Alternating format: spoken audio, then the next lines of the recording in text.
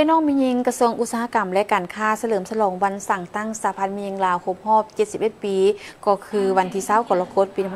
2555 20กรกฎาคม2026พิธีเฉลิมฉลองวันสั่งตั้งสหพันธ์มียิงลาวได้จัดขึ้นในตอนเช้าของวันที่22กรกฎาคม2026ที่รัฐวิสาหกิจไฟฟ้าลาวด้วยการเข้าร่วมของทานบัววันบิระวงศ์หัวหน้าองค์การกระทรวงอุตสาหกรรมและการค้า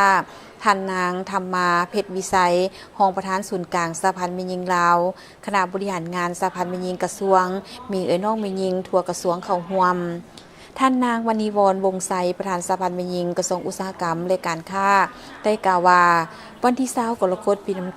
2555เป็นวันสั่งตั้งสหพันธ์มียิงลาวซึ่งเป็นเหตุการณ์ประวัติศาสตร์อันสำคัญของการปฏิบัติลาว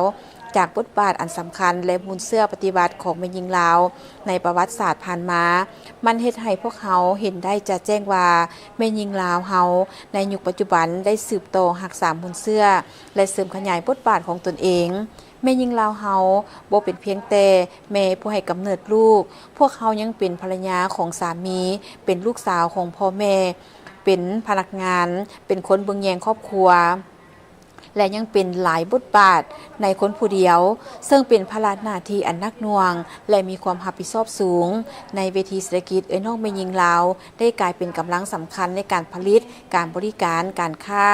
และประกอบธุรกิจแม่ยิงจำนวนหลายได้สร้างตั้งและบริหารวิสาหกิจพัฒนาผลิตภัณฑ์ท้องถิ่นให้กลายเป็นสินค้ามีคุณภาพสามารถแข่งขันได้ในตลาดและสร้างรายรับให้แก่ครอบครัวและสังคมในเวทีภาคพื้นและสากลแม่ยิงลาวได้แสดงความสามารถและสติปัญญาผ่านการเข้าร่วมของประชุมสากลกิจกรรมแลกเปลี่ยนวิชาการและวัฒนธรรมในการเฉลิมฉลองครั้งนี้ได้มีหลายกิจกรรม